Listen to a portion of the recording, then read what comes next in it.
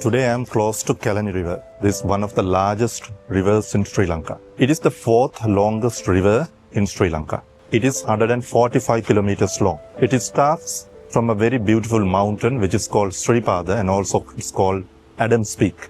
And it carries water all the way to Colombo. You see this fascinating river, it carries water such a distance with all the challenges. When it starts from Sri Lanka, all the way passes many challenges. It passes valleys, mountains, flat places and carries the water all the way to Colombo. 80% of the water needs is supplied by Kelani River. And it is such a fascinating river. Now what I am really interested is the Kelani River, when it starts from Sri Lanka, it's having one objective, to carry the water from Sri Lanka to sea. That's the only objective. But to achieve that objective, it needs another very important thing. Just having the objective doesn't mean that it can carry the water to the sea. Look at this river very carefully. Why the water is not going out of the way? Why it is not overflowing? Because of a particular reason. It's having the river banks. The river banks are guiding principles. The river banks guide the water to the sea. Otherwise, the water can't flow. This river tells us a very powerful lesson.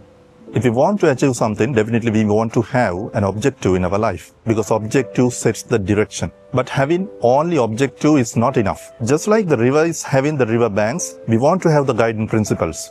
These guiding principles are called values. If you are a leader, if you are a manager, you know the importance of values.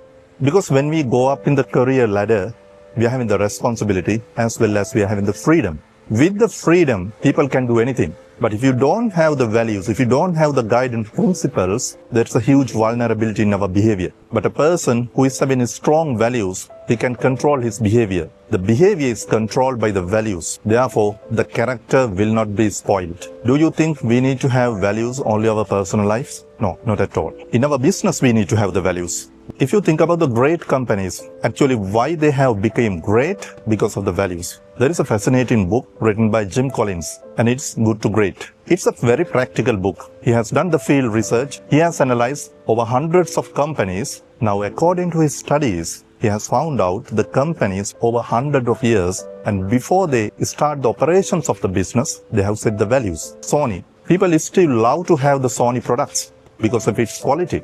You know, different leaders might come to the Sony corporation, but they are following the same values which they set at the beginning of the company. Just like that Coca-Cola, they follow the same principles. Therefore, the point is this. If you want to achieve your business objectives, and definitely you want to have the values. If you want to succeed in your personal life, you want to have an objective as well as the values. Because objectives and values go hand in hand. As a leader, as a manager, it's definitely you want to have the values because they will define your character. And at the same time, for the long-term existence of your business, you want to have the values for your business.